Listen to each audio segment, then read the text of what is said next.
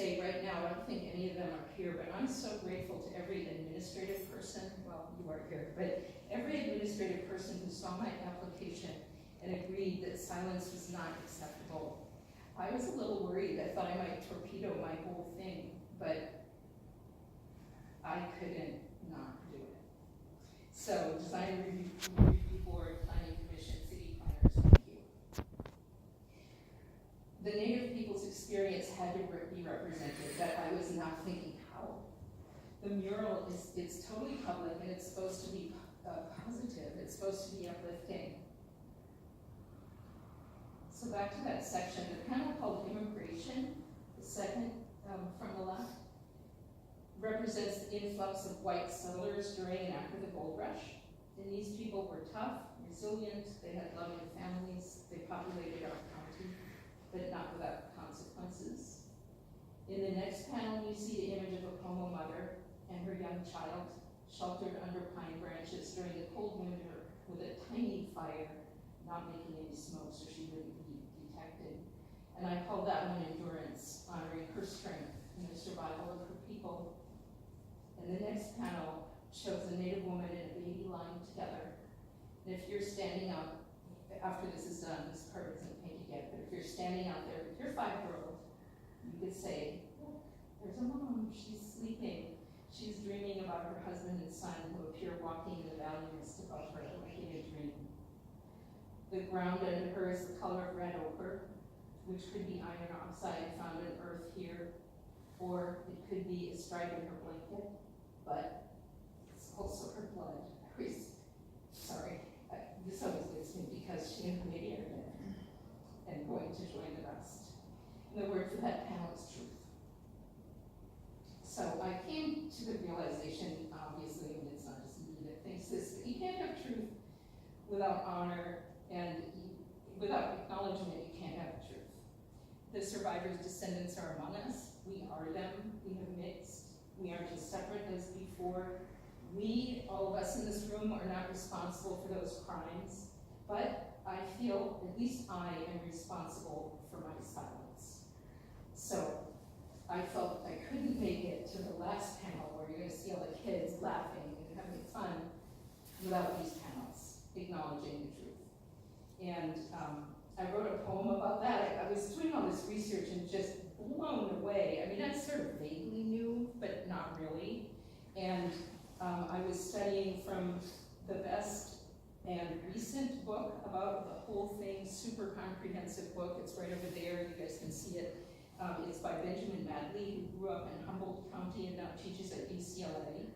Everybody should read it. It might make you cry, but that's good. So I wrote a poem about it just to put it, I think it just poured out. And I brought it here too, if anyone's interested, it's back there, about this issue. So the next section, now this is like, that was 1850. This is right then. In 1859, the population of Ukiah had grown to about 100 people, which isn't very big, but it was big for them.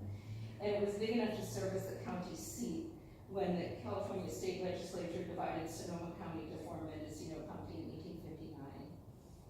1859. So, the historic courthouse. It's depicted in here, in this mural too, but it's going to be nice and big in that mural. And it was beautiful. It's just a travesty that it's not there anymore. So that's in the administration panel. The coming of the railroad is there. The burgeoning agriculture in the region with hops, trellises, and then the lumber boom. And then in this panel, the education panel, this is sort of old and new. There's going to be a traditional country schoolhouse, or small-time schoolhouse, and then above and behind is the beautiful library of Mendocino College. So Ukiah was pretty isolated in a way. You could only get to Petaluma, and then in Petaluma, the rail went all the way to San Francisco. But you had to get to Petaluma, and it took at the fastest 2 days, I believe. And that changed in 1889 when the railroad made it here. And this is a photo of that first train. So side entrance of the building. Education is over on that far side, and on this side is labor. And I'm going to talk a little bit more about that in just a second, but let's just whiz through these so you can see the rest of the scenes. Oh, and just one final comment, that it was totally intentional to go from education to labor. Not that it's a progression that way, but these two really important things flanking the entrance, and it's sort of a Renaissance concept, you know, like putting these twin values together, the two pillars of society. So I chose excellence as the word to represent the activity of winemaking and love for the Back to the Land movement that transformed our area. There's a hot garden there. It's on the wall already. Which transformed our area. And then creativity is going to be represented by people dancing in the street in front of Space Theater. And Space Theater is already there. So in the next, we have heritage with folkloric dancers, hospitality, which is so big here in Ukiah, people welcoming you to their home or hotel. And in manufacturing, I have the old and new, masonite and factory pipe. And in the innovation panel, I have real goods in the Ukiah Brewing Company. And then finally, service, remembrance, and our future together.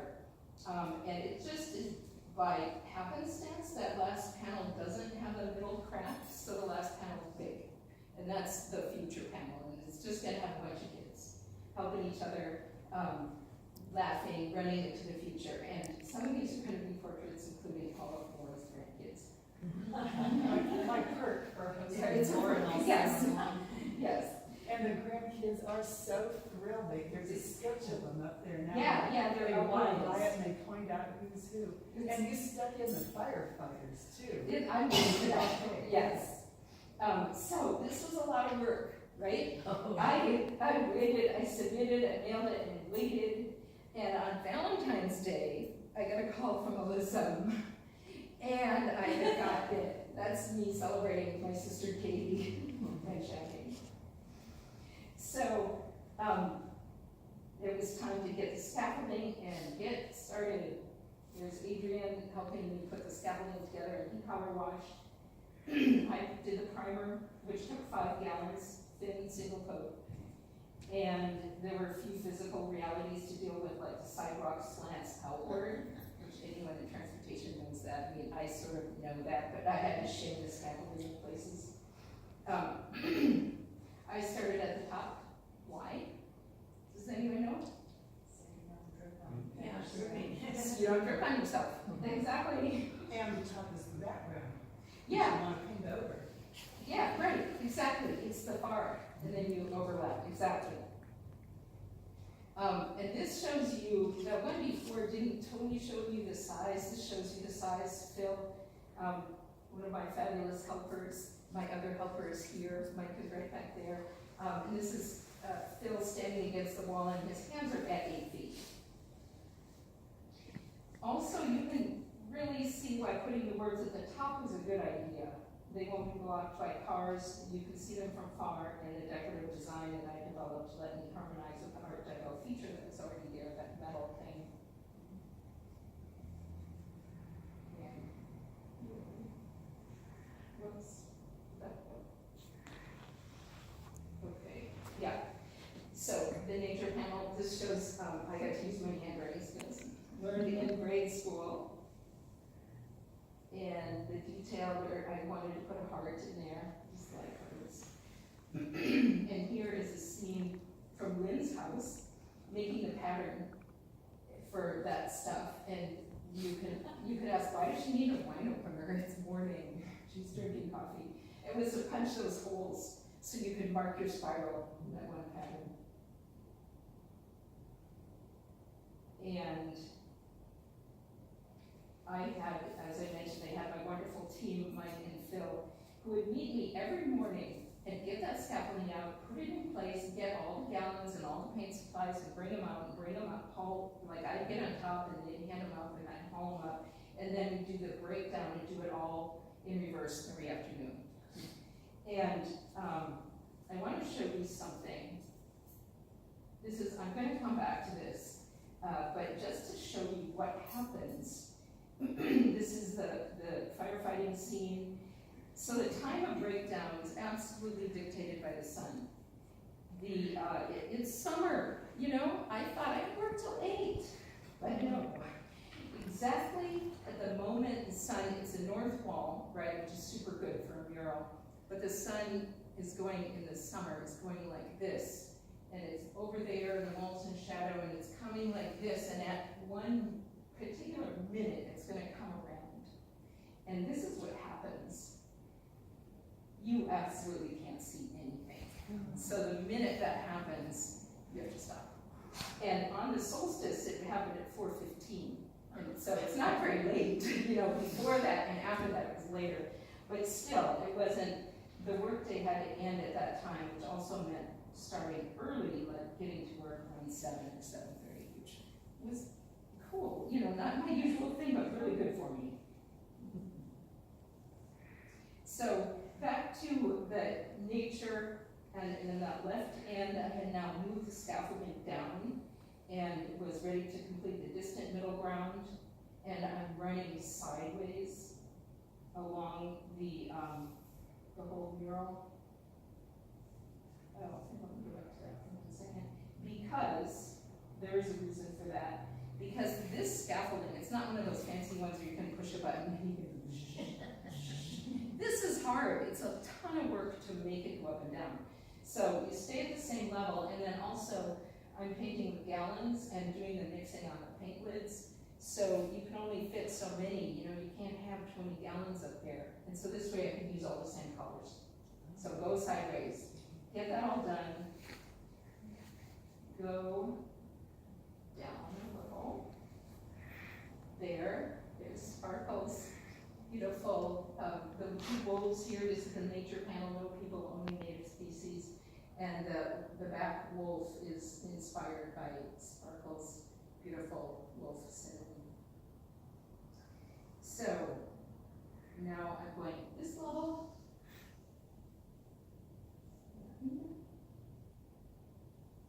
Here's the landscape around Clear Lake.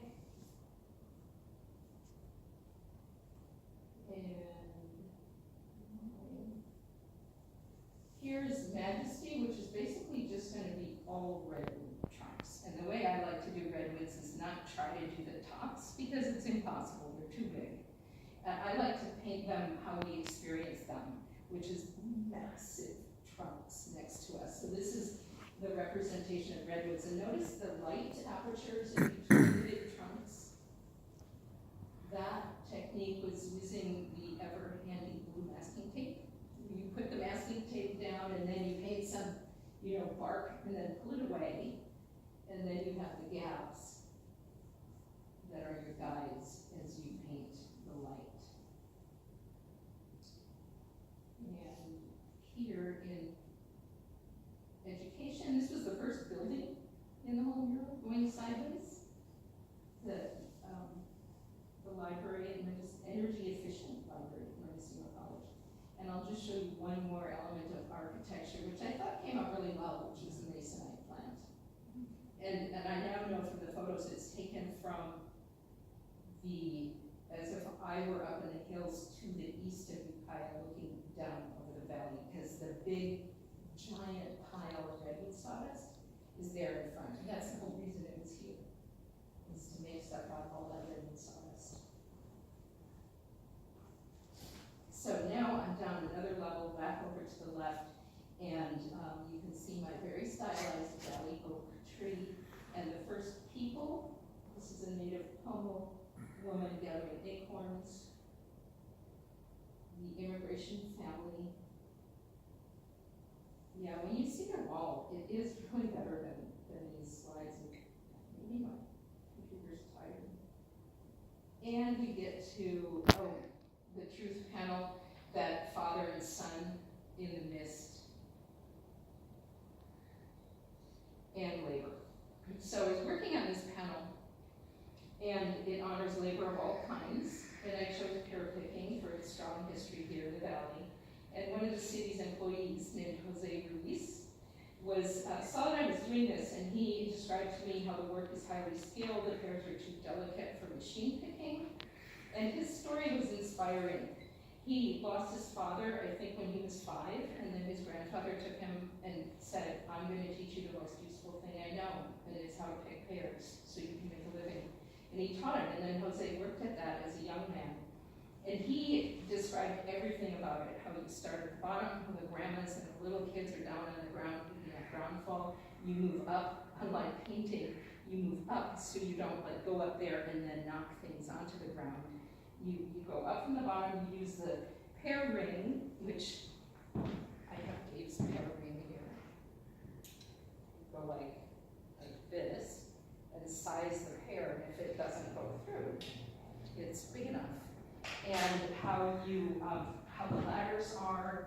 He described the pear pouch, which is really cool. It's open on the bottom, it flaps over like this and hooks here. And so when you get down and you go to the big bin, you take it down like this and lower the pears gently sliding out of the bottom rather than imagine some kind of pouch and you're like, and they're flopping around. So then he modeled. And come on, Jose, there he is. It was so cool. He was the perfect model, and he loves the picture. He said, now I'm worried someone's gonna mess with it. But he and his wife both love it. Another person that I became friends with during this work is Dave Poma, who's here. He also picked pears, not as a family supporting job like Jose, but as summer work in high school, like so many, I think both girls and boys did here. I've heard from a lot of people who said they did that. And that was his pairing days, and also his family had a ranch called Henderson Brothers, and he was able to find 2 pear pouches from those days. So he has 2 of the original pouches, and he's going to pose for the lower part of the labor panel. And this has been one of the most fabulous things about this public project. It's, first of all, it is public. Like, so much of our work is in private on my couch in my living room, and that's wonderful, but you're all by yourself. And so this project is out there where everyone can see you all the time. And it's marvelous to get to know people and hear their stories. It's also cool to hear how much they like the painting and how they love having a monumental painting that's not just for them because of the purpose of the grants, but about them. That's the cool thing about narrative historical painting. I'm almost done, guys. So, remember, the ranch and river fires started. I was painting that day, and I watched the smoke increase all day. In the days following, they merged into the Mendocino complex, becoming the biggest fire in California history. It affected, of course it affected the people that lived there the most. And the firefighters, but it affected all of us. I'm sure we all remember that there were trucks from all over the country and beyond. People wouldn't let firefighters pay in the stores. Smoke haze filled our air, but so did the constant takeoff and landing of firefighting aircraft going over and over and over the buildings I worked. Now remember the service panel, the one that I was gonna put the senior lunch in? There are tons of service organizations here in Ukiah, and when I was developing the whole concept, I really thought, how are we going to represent it? You know, it's sort of hard to visualize. And so I thought, senior lunch, okay.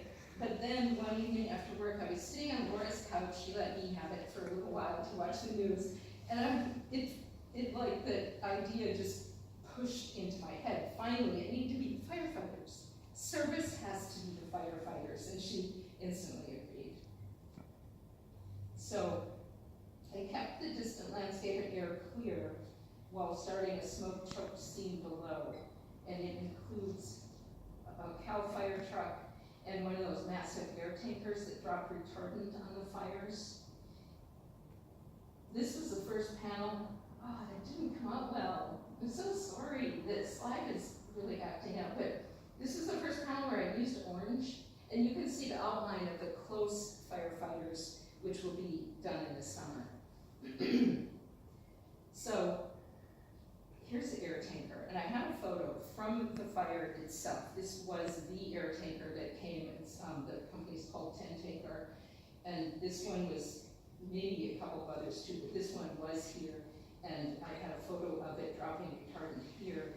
And I was working on this on a Tuesday in September, working super carefully with that little brush with the 7 hairs, you know, because this is little. That plane is like this big, and that surface is rough.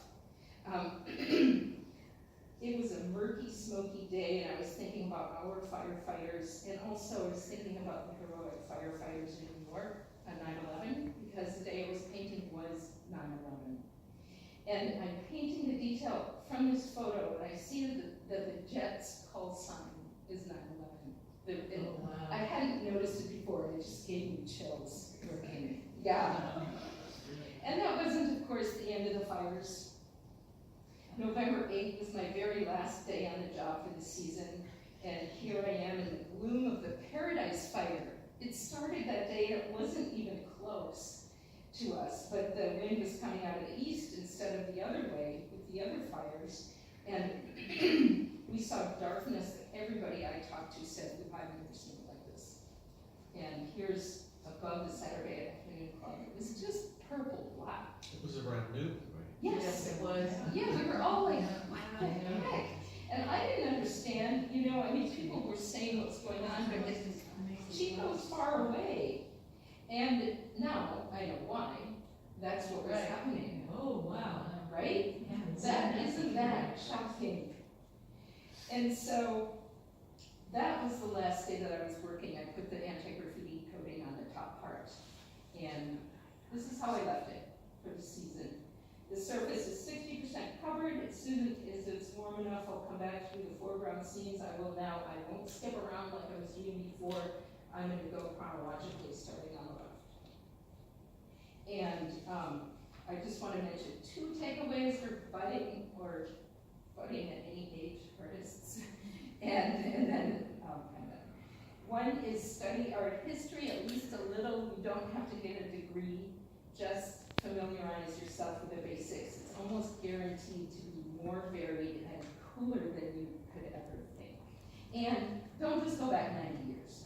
You have to go back over 500 years. The other thing is practice by drawing from reality. Draw from life, do figures, but do anything, you know? Draw this, draw your shoe, anything that your eyes can see. Okay, thanks so much for listening to that.